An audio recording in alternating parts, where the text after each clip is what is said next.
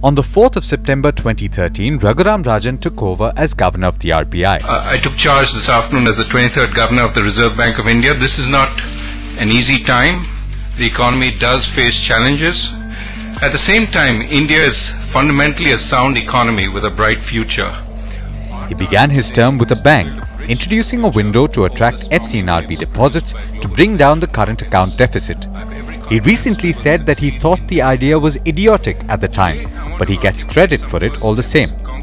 In the same month, he raised the policy rate by 25 basis points to 7.5%, and in October, he raised it by another 25 basis points to 7.75%. In January 2014, Rajan raised interest rates for the last time by 25 basis points. April 2014 was a milestone because IDFC Limited and Bandhan Financial Services were given bank licenses.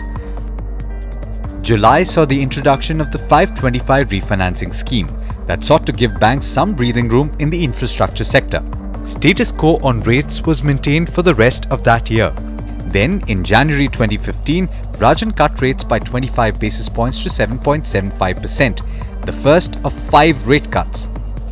In March 2015, based on the recommendations of the Urjit Patel Committee, the RBI and the government formalized the agreement to bring consumer price inflation to 6% by January 2016. The agreement stipulated that the RBI would then maintain CPI inflation within a band of 2 to 6%. In the same month, the second rate cut of Rajan's tenure by 25 basis points took place. A couple of months later, the central bank issued guidelines on strategic debt restructuring. It was meant to help banks take over companies with large non-performing loans and sell them to new promoters. Another rate cut in June saw the policy rate fall to 7.25%. Then, just over a year ago, the RBI granted in-principle approval to 11 applicants for payment bank licenses.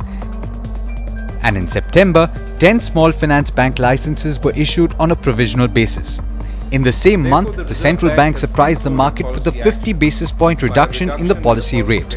It was then felt that inflation and inflation expectations had been brought under control. In October, the RBI kick-started its asset quality review. As part of the review, banks recognized and provided for a large number of bad loans that were previously classified as standard. In April 2016, banks moved to the marginal cost of funds method of calculating base rate. It was a move designed to ensure better transmission of policy rate changes.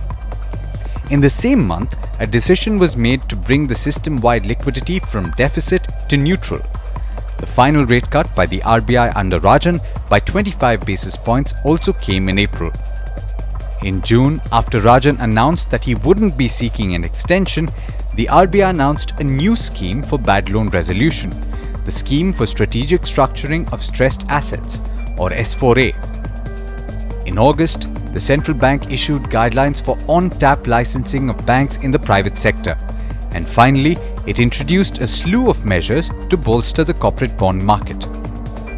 On the 4th of September 2016, Rajan will step down as Governor of the RBI.